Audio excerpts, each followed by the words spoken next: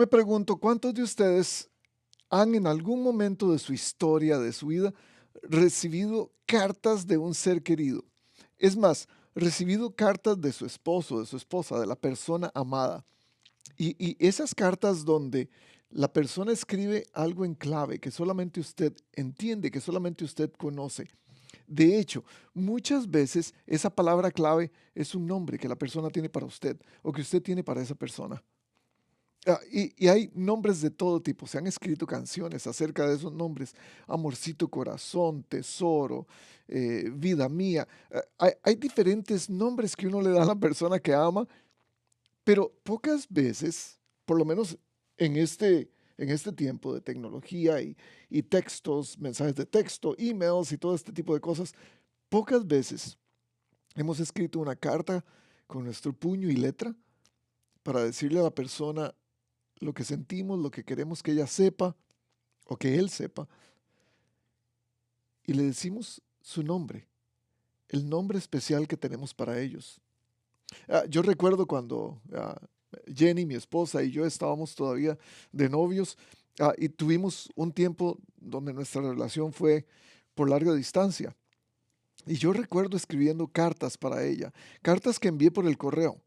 Sí, no hace tanto tiempo, pero eh, eh, no puedo evitarlo. Yo soy medio romántico y también medio anticuado en ese sentido. Y recuerdo escribirle a ella cosas que solo ella iba a entender porque eran cosas que solo ella y yo habíamos vivido en nuestra relación particular. Esto es lo que está haciendo de alguna manera Jesús cuando le escribe a estas 7 iglesias del Apocalipsis. Les está escribiendo cosas que solo ellos entienden.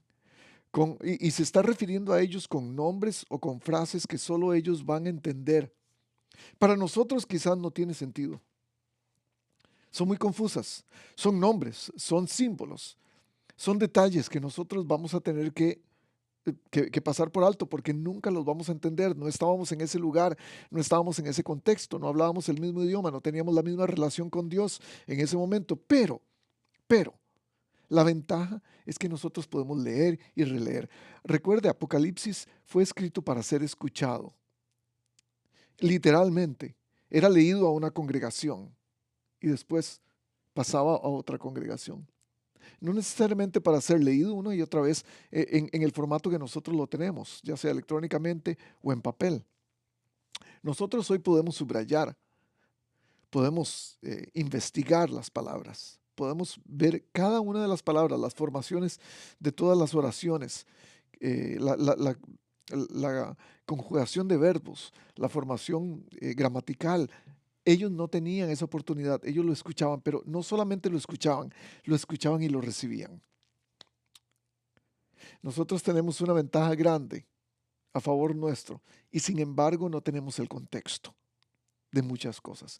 Es por eso que lo que queremos hacer con este libro de Apocalipsis es sacar los principios que funcionan para nosotros, entender qué cosas de las que Jesús está hablándole a estas iglesias podemos nosotros capturar, dejarnos, guardar para nosotros, meter en nuestra valija para poder llevarlos a través del peregrinaje de nuestra vida cristiana. Hoy vamos a hablar de 2 iglesias. Vamos a hablar de la iglesia de Esmirna y vamos a hablar de la iglesia de Pérgamo. 2 iglesias que son diferentes. Los mensajes pueden ser diferentes, pero vamos a ver cómo pueden estar juntos a la hora de finalizar y hacer un resumen de qué era lo que Jesús les estaba queriendo decir a ambas iglesias. Bienvenidos y gracias por estar con nosotros. Esta es nuestra, nuestra oportunidad para decirles que estamos muy agradecidos que nos sintonicen y ojalá que invite a alguien más a hacerlo. Lo que nos gusta es estudiar la Biblia, sacar los principios que tiene para nosotros, aplicarnos a nuestra vida. No queremos seguir recetas, queremos seguir más bien principios que la Biblia tiene para nuestras vidas. Apocalipsis capítulo 2, del versículo 8 al 17 es el primer texto. A la iglesia de Esmirna, la carta a esta iglesia, vamos a leer mejor antes de explicar cualquier cosa. Esmirna era una ciudad muy parecida a la ciudad de Éfeso la semana pasada y tenía algo muy particular. ah, y era que todavía se llevaba a cabo en esa ciudad, y era una ciudad famosa por esto, todavía se llevaba a cabo el culto al emperador romano. Voy a extender un poco más mientras estoy hablando. Versículo 8. Escribe al ángel de la iglesia en Esmirna. Esto dice el primero y el último, el que murió y volvió a vivir. Déjenme comenzar primero con el nombre. El nombre de Esmirna viene de la palabra mirra, que es un ungüento, una especie que se usaba para embalsamar a los cuerpos. Era una especie de perfume de olor dulce y se utilizaba para embalsamar o ungir a los cuerpos muertos. Un poco tétrico el asunto. Pero esto significa el nombre de Esmirna, mirra. Interesante que fue uno de los regalos que Jesús recibió cuando era niño. ¿Recuerdan? Incienso, mirra y oro. Siempre significa ungir para la muerte. Y como dije antes, Esmirna estaba en medio de una sociedad que rendía culto a los gobernantes. Era la adoración, tenía el templo más grande de adoración al César Augusto, que era el emperador de ese momento. De hecho, las personas tenían que parar frente al templo y rendir homenaje, no solamente rendir homenaje, pero también devoción. Era un voto para decir, el César es mi Dios, y tenían que quemar algo de incienso en los templos. Y Jesús le dice, escribe al ángel de la iglesia de Esmirna. Esto dice el primero y el último, el que murió y el que volvió a vivir. El primero y el último es el Dios eterno, el Jesús encarnado de la pura divinidad de Dios. No hay confusión de quién está hablando una vez más. Él quiere asegurarse que cada vez que comienza una de estas cartas, la gente no esté confundida de quién es el que está escribiendo. Me gusta que dice el que murió y volvió a vivir. Y nos da la referencia de cuál es la autoridad que él tiene, la autoridad sobre la muerte que tiene. Pero también es la característica que hace que Jesús sea empático con nosotros. ¿Qué quiero decir con esto? Él se identifica a través de esa muerte con nosotros. Y voy a hablar un poco más de eso mientras estamos hablando del texto. Jesús no tiene quejas en contra de Esmirna, pues parece que es una iglesia súper ejemplar. Vamos a leer más adelante en los próximos versículos de esto. Es una iglesia increíble, pero va a ser una iglesia que también va a tener que llevar algunas consecuencias por su fidelidad. Sigamos leyendo. Versículo 9. Conozco tus sufrimientos y tu pobreza. Parece que eran dos características de esta iglesia: sufrida y pobre. Sin embargo, eres rico, le dice Jesús. Sé cómo te calumnian los que se autodenominan judíos y no lo son, pues solo son una sinagoga de Satanás. Wow, palabras fuertes. Igual que en Éfeso, Jesús conoce las obras de Esmirna. Lo dijimos la semana pasada, Jesús está al tanto de cada cosa que hacemos. Él sabe todas las buenas obras que llevamos a cabo. Pero Jesús no estaba solamente enfocado en todo lo bueno que hacía Esmirna, también se enfocó en el sufrimiento que llevaba a cabo, que sufría, las cosas que sufría a través de esa fidelidad que tenía. ¿Cuál es la identificación? Yo sé que has sufrido, yo sé lo que sufres, yo sé tu dolor porque yo también lo sufrí. Porque yo soy el Dios sufriente, el Dios que del que Isaías habló, el Dios que iba a tener que ser crucificado, abatido, que cerró su boca como el cordero, que fue inmolado como un cordero. Y esta es una de las primeras cosas de las que hoy quiero hablar. Siempre estoy poniendo el resultado de las bendiciones que Jesús está queriendo darnos a través de estas cartas que le da a las iglesias. No estamos hablando de profecías oscuras, estamos hablando de promesas que son súper claras para las iglesias y también para nosotros. Una de estas es que Jesús reconoce tu sufrimiento y se identifica con él. Yo creo que esto es importante hacerlo notar a través de la iglesia de Esmirna y el trabajo que hizo. No estábamos completamente seguros de cuál es el sufrimiento que llevaban a cabo, pero la iglesia en Esmirna sufría a causa de su fidelidad a Jesús. El liderazgo de esta iglesia posiblemente era un liderazgo sumamente ejemplar. Am, de hecho, se nos dice que uno de los pastores de esta iglesia, la historia cuenta, o los libros de historia cuentan que uno de los pastores de esta iglesia se llamaba Policarpo, que era uno de los discípulos de Juan en la iglesia de Esmirna. Ah, hasta el año 155 después de Cristo, él estuvo presente porque es ahí donde muere, y muere martirizado. O sea, es asesinado por el Evangelio. Y Jesús le dice a esta iglesia de Esmirna, conozco tu sufrimiento. Yo creo que nuestro dolor no es invisible para Dios. De la misma manera que Dios ve las cosas que hacemos, Él también ve cuánto sufrimos por la fidelidad que tenemos hacia Él. Si lo que hacemos no es invisible para Dios, lo que sufrimos tampoco es invisible para Dios. Pero este es el punto. Nuestras buenas obras no nos excluyen de sufrir. Nuestras buenas obras son la respuesta al primer amor del cual está hablando Jesús en la primera iglesia de Éfeso. Es ese deseo, esa pasión que nos lleva a amar a Jesús y las cosas que hacemos por ello, ah, la obediencia que llevamos a cabo. Esas son las cosas que posiblemente nos van a hacer sufrir en algún momento. Recuerdan que para Éfeso Jesús le dice, recuerda volver a hacer las primeras obras que hacías. Estas primeras obras posiblemente tienen que ver con predicar su palabra. Recuerda cómo solías predicar la palabra de Dios. Recuerdas cómo solías orar. Recuerdas cómo solías tener gozo cuando te juntabas con los cristianos. Recuerdas el gozo que tenías, que sentías cuando ibas a dar testimonio de mí con la gente que no me conocía.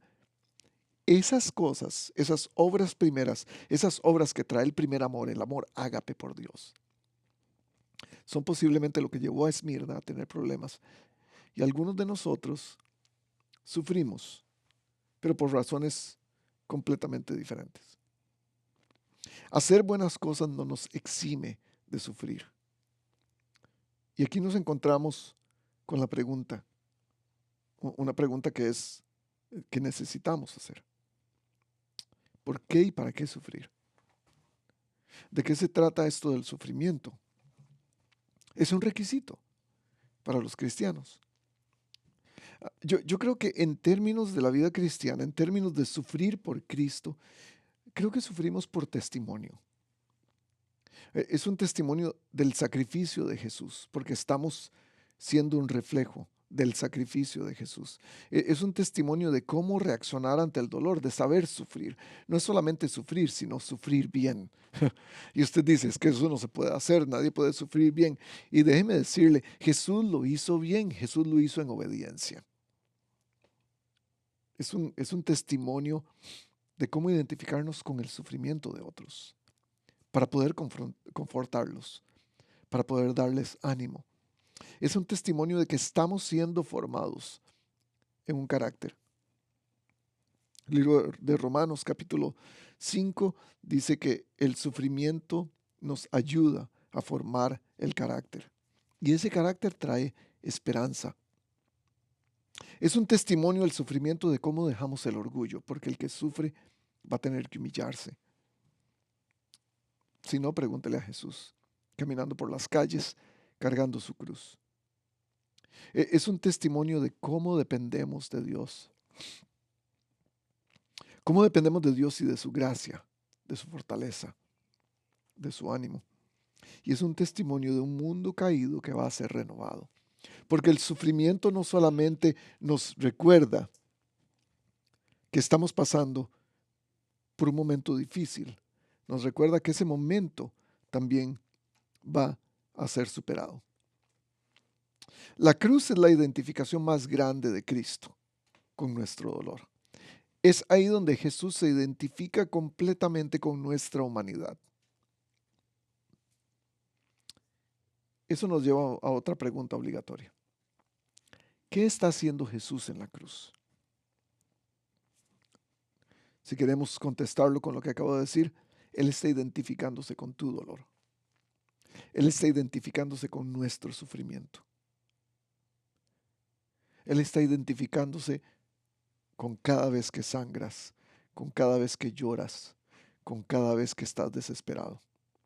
Eso es lo que está haciendo Jesús en la cruz. Y si lo vemos a Él identificado con nosotros, es ahora nosotros los que tenemos que identificarnos con Él y aprender a sufrir bien. Aprender a hacerlo no mostrándonos como víctimas, sino mostrándonos como ejemplos de la verdad. Porque esos son los dos extremos. Mostrarnos como víctimas en medio del sufrimiento nos va a hacer a nosotros el punto principal. Mírenme, mírenme cómo sufro. Pero siendo vencedores de la verdad, si lo queremos poner de alguna manera, para usar las V's que estoy usando, yo creo que nos vamos a exponer a nosotros mismos para que podamos decir, miren cómo sufro, pero miren cómo se hace bien. Miren cómo se hace a través del lente que Jesús tuvo también para sufrir. Entonces, Jesús reconoce tu sufrimiento y se identifica completamente con él.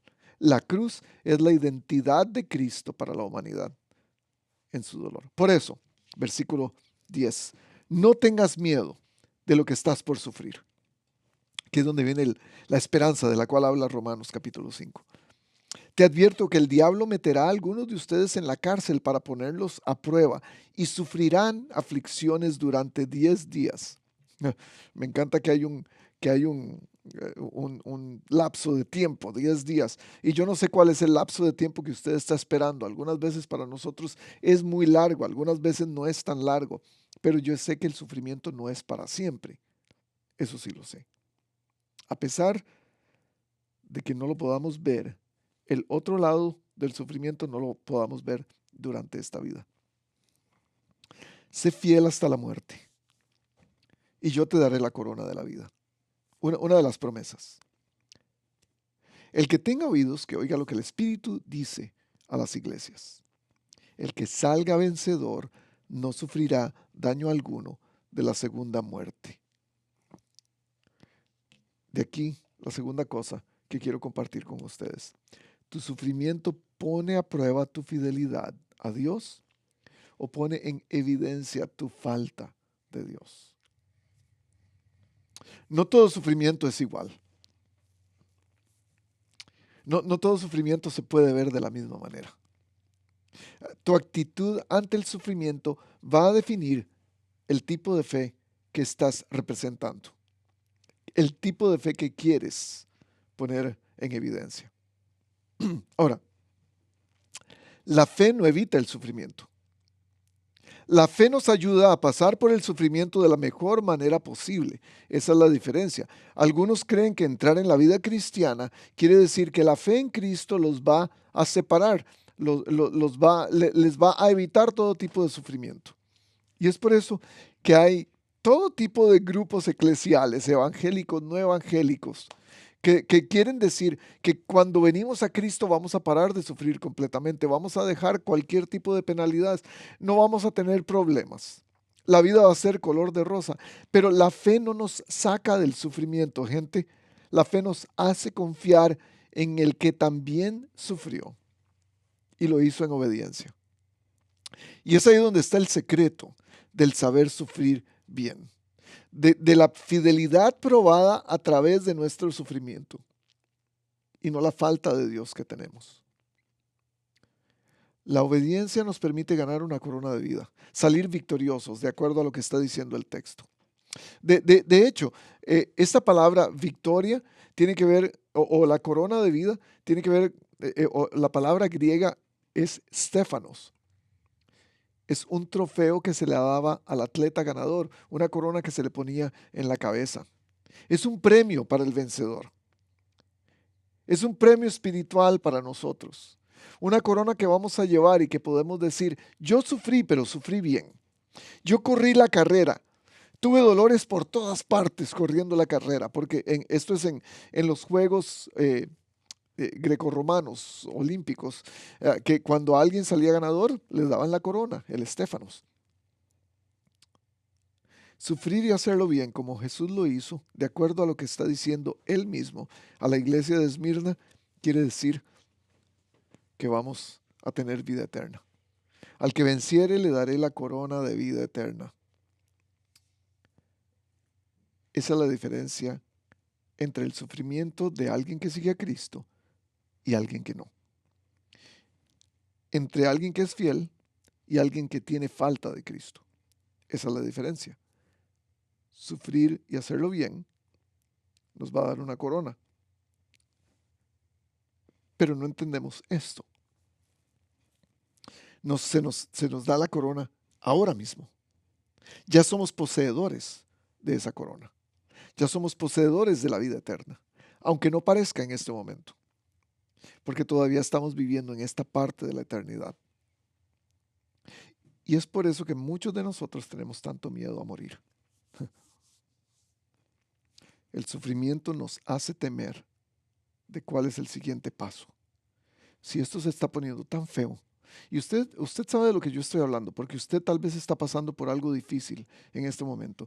Cuando uno está sufriendo, se siente desfallecer, siente que se le va la vida, siente que la vida no tiene sentido muchas veces. Y es por eso que el sufrimiento causa tantos problemas, no solo de índole psicológico, pero también espiritual. Pero no podemos dejar de lado lo que Jesús está diciendo.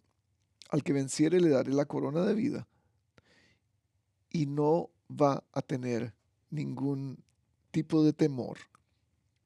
No va a sufrir la segunda muerte. La muerte espiritual, la separación completa de Dios. Porque eso es realmente lo que significa sufrimiento y muerte. Separación eterna de Dios. Y sin embargo, Jesús le está diciendo a la iglesia de Esmirna, tú ya tienes la corona. Al que venza, la corona le será dada. Es la corona de la salvación. No vamos a sufrir daño final porque ganamos la carrera, porque ganamos la competencia, porque lo hicimos bien. ¿Cuántos detrás de esta cámara sienten que lo están haciendo bien? Sienten que están sufriendo bien, sienten que están llevando a cabo una vida de obediencia a Dios, de fidelidad a Dios y no de falta de Dios. Hay muchos factores que definen eso, pero yo creo que es en la parte más dura de la vida, en el valle de sombra y de muerte, cuando estamos en el momento más oscuro de nuestra vida, es ahí cuando se revela quién soy yo, en qué creo verdaderamente, qué es lo que impulsa mi vida. Y entonces viene la siguiente iglesia, la iglesia de Pérgamo, versículo 12. Escribe al ángel de la iglesia de Pérgamo. Esto dice el que tiene la aguda espada de dos filos. ¿Recuerdan Juan vio a Jesús, ve a Jesús en su visión de él, dice que ve hacia atrás y ve a alguien como el hijo de un hombre y de su boca sale una espada de dos filos. Su palabra, es lo que dice Hebreos 4:12. La palabra de Dios es viva y eficaz y más cortante que cualquier espada de dos filos. Penetra hasta lo profundo del alma y del espíritu, hasta la médula de los huesos. ¿Se imagina el filo de esta espada? Y juzga los pensamientos y las intenciones del corazón. A través de esa espada, de esa palabra, Jesús le dice lo siguiente, versículo 13, sé dónde vives. Allí donde Satanás tiene su trono. Sin embargo, sigues fiel a mi nombre. No renegaste de tu fe en mí ni siquiera en los días que Antipas, mi testigo fiel, sufrió la muerte en esa ciudad donde vive Satanás. Y usted va a preguntar, lógicamente como yo, ¿y quién es Antipas? Para seguir el ejemplo de él. Antipas es uno de esos héroes anónimos de la Biblia, que no sabemos necesariamente quién es él, excepto por este pasaje. La única vez que escuchamos de él. Es significativo que ninguna historia eclesiástica, ninguna historia de la fe hace mención de este hombre que fue un mártir. Ah, pero es una persona desconocida para el mundo. Es ahí donde yo creo que usted y yo podemos tener mucha esperanza, porque son esos pequeños testigos que nadie conoce los que marcan una diferencia grande en el mundo. Es los héroes de la fe de los cuales habla Hebreos. Eh, es esa gente de los cuales el mundo no es digno. Y Antipas vivía donde mora Satanás, donde estaba el asunto más difícil, pero aún así estuvo firme en contra de los ataques y de la maldad a su alrededor, porque él cumple el significado de su nombre. Y eso quizás es lo importante en este texto. Su nombre significa en contra de todos. Y, y eso se requiere de los cristianos que van a saber sufrir bien, saber ir en contra de todo lo que parece que está atacándolos y está destruyéndolos. Es una persistencia, es seguir adelante. No por nada la palabra testigo en este texto, en el griego, también significa mártir, alguien que muere por sus creencias, alguien que muere por algo que es más grande que él mismo. Siempre significa testigo. Y Antipas es quizás el mejor ejemplo de un testigo. Testigo mártir, mártir testigo. La siguiente cosa que quiero que apunte. Ser testigo de Jesús significa tomar el riesgo de sufrir por Él. Las dos palabras claves aquí son riesgo y sufrir. Porque tenemos que contar cuál es el riesgo y tenemos que saber que el riesgo no se va a sentir bien, no va a ser bonito. Ese es el riesgo de ser discípulos de Jesús. El ser como Antipas, ir en contra de todos y llevar a cabo mi fe, tal y como me ha sido entregada. Y ser de una sola pieza, ir para adelante. ¿Por qué se necesita alguien así? ¿Por qué necesitamos cristianos de una sola pieza? Cristianos hechos y derechos. ¿Por qué necesitamos cristianos que son firmes, que están arraigados con sus raíces en el suelo firme de la fe? Por esto, por el texto que sigue. Sin embargo, tengo unas cuantas cosas en tu contra. Van bien. Antipas fue uno de los cristianos de Pérgamo. Pérgamo sufre. Pérgamo es pobre. Pero hay algunas cosas que tiene Jesús en contra de ellos. Toleras ahí, esa es una palabra clave, toleras allí a los que se aferran a la doctrina de Balaam. ¿Y quién es Balaam? El que enseñó a Balac. Ok, eso no me dice mucho. Balaam, Balac. ¿Y eso qué? Enseñó a Balac a poner tropiezos a los israelitas, incitándolos a cometer alimentos sacrificados a los ídolos y a cometer inmoralidades sexuales. ¿Qué podríamos decir de lo que está haciendo Balaam y Balac? Balaam, el que, el que pone la idea, Balac, el que la lleva a cabo. Era un prototipo. Lo que hacía Balaam era un prototipo de todos los maestros corruptos, todos los que incitan a otros a hacer lo que no está bien delante de Dios. Y de acuerdo a Números 22, 24 y 31, había un profeta que se llamaba Balaam y combinaba los pecados de inmoralidad e idolatría para agradar a este hombre Balac, el rey de Moab, porque él no podía maldecir directamente a Israel, entonces cometió inmoralidades o incitó a otros a través del rey Balac incitó a otros a cometer inmoralidades en contra de Dios. El tropiezo estaba conectado con la idolatría, comer cosas sacrificadas a otros ídolos que no eran Dios. Y también estaba eh, en la dirección de la fornicación y de la inmoralidad sexual. Y es que en la antigua Roma, en el primer siglo, el sexo inmoral marcaba el tipo de cultura que caracterizaba al imperio romano. Eh, si alguien piensa que a un hombre joven no se le deba permitir el amor de muchas mujeres, esta persona está dañada en extremo, dijo un político romano, que era un historiador también, llamado Cicerón. Está en los libros de historia antigua. Era parte de la cultura, era parte del desenfreno, era parte de todo de toda la corrupción sana que había vivido el imperio romano. Y Pérgamo estaba aceptándolo. Y Pérgamo estaba tolerándolo. Y eso me pregunto, ¿qué estamos tolerando nosotros en nuestra sociedad?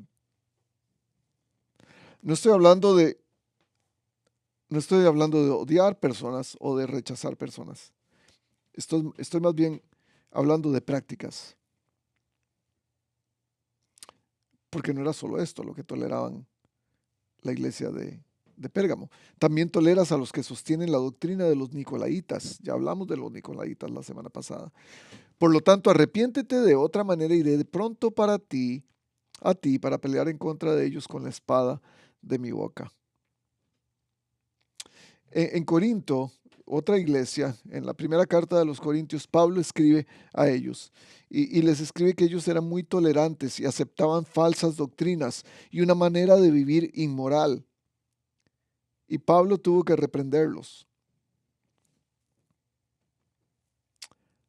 Yo me pregunto, ¿qué son las cosas en nuestras iglesias que se han infiltrado y en lugar de amar al pecador estamos amando todavía o tolerando el pecado que el pecador lleva a cabo? Un ambiente difícil. Esto marca un ambiente difícil para todas las iglesias en este mundo, en este momento de la historia. Pero un ambiente difícil jamás justifica que hagamos un compromiso con el mundo. Porque es muy fácil para una iglesia en dificultad justificar su compromiso en nombre de que necesitamos la ayuda, necesitamos a la gente, no queremos ofender a las personas, queremos ser parte del, del- de la amistad que queremos tener con la sociedad. Pero yo creo que hay cosas que son completamente no negociables para un cristiano. Y la Biblia es clara, Jesús le está siendo claro con ellos.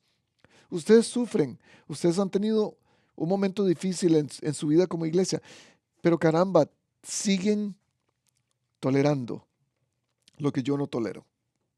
Y Jesús termina diciéndoles con esto. El que tenga oídos, que oiga lo que el Espíritu dice a las iglesias. Al que salga vencedor, le daré el maná escondido y le daré también una piedrecita blanca en la que está escrito un nombre nuevo que solo conoce quien la recibe. Y usted dice, yes, eso suena muy bien, pero ¿qué quiere decir todo eso? En los últimos minutos que tenemos, déjeme hablarle acerca de lo que Jesús está prometiendo si nosotros mantenemos una fe inquebrantable.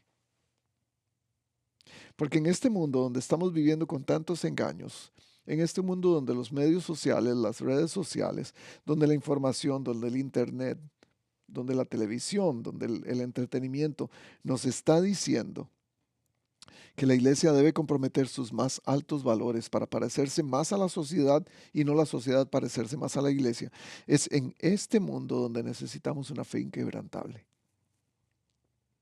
Donde usted y yo, tanto como Pérgamo, tanto como Esmirna, necesitamos gente que no se doblegue a lo que esta sociedad nos está diciendo que es correcto aceptar. Y no es fácil, porque algunos de nosotros en ese, en aras de poder ser más amigable, en aras de poder alcanzar a otros, muchas veces hemos comprometido nuestros más altos valores y decimos que sí a prácticas que no son correctas, que tienen que ver con nuestra sexualidad, pero es nuestra sexualidad pervertida, que tiene que ver con nuestra manera de hacer negocios, pero es nuestra manera de hacer negocios pervertida, que tiene que ver con nuestras doctrinas, que tiene que ver, no sé, con nuestras preferencias, que tiene que ver con nuestras riquezas, con nuestra manera de hacer familia, con el concepto de familia. El que tenga oídos, que oiga lo que el Espíritu dice a las iglesias. Al que salga vencedor, le daré del maná escondido. Y también le daré una piedrecita blanca en la que está escrito un nombre nuevo, que solo conoce quien la recibe. Lo que tenemos que entender, gente, después de leer de estas dos iglesias, es que sufrir es parte de la vida. Pero si vas a sufrir por Cristo, por tu fe en Él, vas a tener que estar listo para hacerlo. Vas a tener que saber los riesgos que esto toma. Seguir a Cristo tiene un riesgo de ser expulsado, de ser rechazado, de sufrir. Es el gran riesgo. Y es ahí donde nos preguntamos, ¿para qué tanto sufrir? ¿Para qué hacer esto? Mejor yo quiero aprovechar el aventón de esta vida y divertirme lo más posible y ser amigo de todos y que todos sean amigos míos. ¿Para qué? Después de tanto sufrimiento, ¿qué queda? Después de tantos problemas, después de tantos rompimientos, después de tantos dolores, después de tantas angustias, después de sangrar tanto, después de tantas crucifixiones, ¿para qué todo esto? Y quiero cerrar con la promesa de Jesús. Primero Jesús ofrece una piedrecita blanca. Voy a ir en desorden solamente para ponerlo en perspectiva. Él ofrece una piedrecita blanca. Es un símbolo. Una piedrecita blanca en el primer siglo era un símbolo. Era una representación visible, tangible, de un hecho, de una cualidad, de un sentimiento. Generalmente era un premio que se le daba a los ganadores de los juegos. O el boleto a un banquete. Usted puede entrar a un banquete si tiene la piedrecita blanca. O era una señal de amistad, un símbolo de amistad, o un símbolo de absolución en un tribunal. Significaba algo y tenía que tener su nombre para que pudiera funcionar.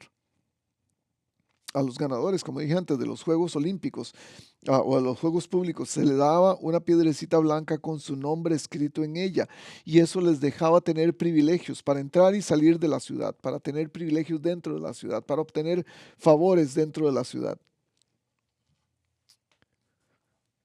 Y es lo que Jesús le está diciendo a la iglesia de Esmirna: yo te voy a dar una corona, te voy a dar un premio, te voy a dar un símbolo que va a representar la vida que vas a tener. Esta piedrecita blanca es el símbolo de que no vamos a temer más a la muerte, de que tendremos vida. Esta, esta, esta idea de lo que Jesús promete comienza entonces con protección. No más muerte, porque Él vive. Él sufrió, pero Él vive ahora. Y su vida hace posible que nosotros tengamos la protección que Él quiere que tengamos. Y el hecho de que Él quiere darnos un boleto para entrar a la vida eterna, una piedra blanca para entrar a la vida eterna, caramba, significa protección. No vamos a entrar todavía, pero ya la tenemos asegurada. Esa es la primera cosa de la promesa. Y mi pregunta para usted aquí es: ¿usted está seguro de esa protección? ¿Usted tiene el boleto a la vida eterna? Y no es algo que usted compre. No es algo que usted gana, es algo que le es dado y Jesús se lo da. Es gratuito y Él dice que su nombre va a estar en Él. Es la primera cosa. La segunda cosa que Jesús promete es el maná escondido. Me encanta la idea porque el maná es el término utilizado en el Antiguo Testamento, en el Éxodo, para que Dios proveyera al pueblo de Israel cuando necesitaban comer. Jesús más adelante en el libro de Juan va a decir, yo soy el pan de vida. Yo soy el pan de vida revelado. Este es quien soy yo. Soy la provisión para ustedes, el alimento que necesitamos cada día cuando nos sentimos desmayar, cuando no hay provisión de ánimo. Es la confianza de saber que Dios está o tiene cuidado de nosotros. Eso es provisión. Es el pan de vida porque Jesús es nuestro sustento. ¿En quién confías? Porque parte del sufrimiento que vivimos cada día tiene que ver con lo que no tenemos. Muchos de nosotros estamos más enfocados en lo que nos falta, sin pensar que lo que realmente nos falta es Cristo. Y Él ha prometido ser nuestra provisión. La tercera cosa que promete Jesús es un nombre nuevo. Y quiero volver al principio. Mi esposa y yo estábamos tan cerca cuando éramos novios que empezamos a tener nombres para cada uno de nosotros. Todavía hoy los mantenemos. Nombres especiales. Tal vez no especiales para usted. Si usted lo escucha y dice, eso no tiene sentido llamar a alguien así. Eso no tiene nada de especial. Pero para nosotros es especial. Es un nombre que no es el nuestro.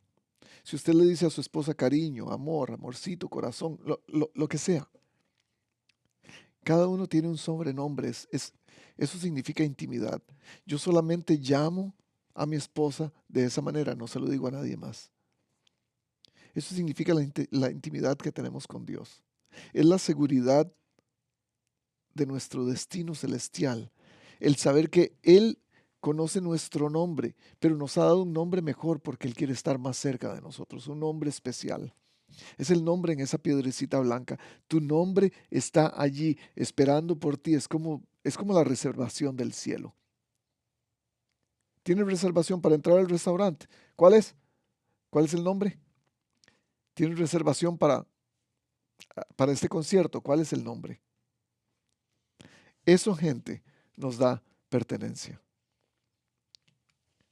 Y es saber que tengo un premio porque soy de Jesús y voy a estar con Él. Estas son las promesas de Él, protección, provisión y pertenencia. En el texto de estas dos iglesias, Esmirna y Pérgamo. Déjeme terminar con dos factores importantes. Esmirna significa mirra, como dijimos al principio. Es una especie que se usaba para ungir a los cuerpos muertos con un olor especial. Y yo me pregunto si su sufrimiento o la muerte que usted experimenta cada día a través de su sufrimiento, porque cuando estamos sufriendo nos sentimos como muertos. Nos sentimos morir un poco cada día, nos están quitando un poco de alma, un poco de vida, un poco de corazón. Y yo me pregunto si ese sufrimiento de cada día se convirtiera en un olor fragante para Dios. Lo que dice Romanos 12, que nuestros cuerpos sean un sacrificio, van a la muerte, santo, vivo y agradable a Dios. Es tomar la cruz de Cristo, hacernos como Él, seguir sus pasos. Y Jesús nos está diciendo, sí, vas a sufrir en el mundo, pero no vas a morir. Ese no es el final para ti. Yo quiero que tu vida, a pesar del sufrimiento, se convierta en un olor grato para mí. Entonces la mirra, Esmirna, se convierte en adoración, a pesar de sus sufrimientos, a pesar de su dolor, a pesar de su muerte cada día. Pero ahora no muere solamente por su sufrimiento, ahora muere porque quiere imitar al Maestro en la cruz. Porque Él dijo, el que quiera seguirme tiene que tomar su cruz cada día y seguirme. No, y entonces me voy a negar a seguir la corriente de la sociedad. Me voy a negar a seguir cualquier cosa que la sociedad me diga que es lo correcto. Me voy a negar a seguir a Balán o a Balac, porque quiero honrar a mi Dios, porque quiero amarlo. Pérgamo, Pérgamo, ¿qué es? ¿A qué le suena? Suena como a pergamino, o una superficie donde escribir, y de hecho fue en esa ciudad donde algunas personas inventaron el pergamino. A raíz de la preparación que le tenían al cuero, descubrieron que era una buena manera, un buen material para escribir. Jesús nos está escribiendo una carta dirigida a nosotros, con nuestro nombre. Tal vez usted no se llama Esmirna, tal vez usted no se llama Pérgamo, pero su nombre, cualquiera que sea, Jesús está escribiendo una carta para usted donde le está diciendo, sea fiel. Sé fiel y te voy a sustentar. Voy a ser tu pan. Sé fiel y te voy a dar la entrada. Sé fiel y voy a escribir un nombre nuevo para ti. Eso es lo que Dios ha escrito para su iglesia. Para estas dos y para nosotros. Les ha escrito, no desmayes, yo soy tu pan. En medio del sufrimiento, no desmayes. Yo soy tu pan, yo soy tu provisión. En medio del sufrimiento no temas a la muerte. Yo te he dado vida eterna, te he dado una corona, ya te di el símbolo de ello. En medio del sufrimiento no te niegues a venir conmigo. Tu nombre está escrito en el boleto de entrada. Ya te lo di. Esa es nuestra esperanza. Que el sufrimiento, como dice Romanos 5, nos traiga esperanza. La esperanza de estar con Él. La esperanza de ser de Él. La esperanza que al fin espero que Esmirna y Pérgamo tuvieron. Una corona, una piedra blanca, un nombre nuevo. Nos vemos la próxima.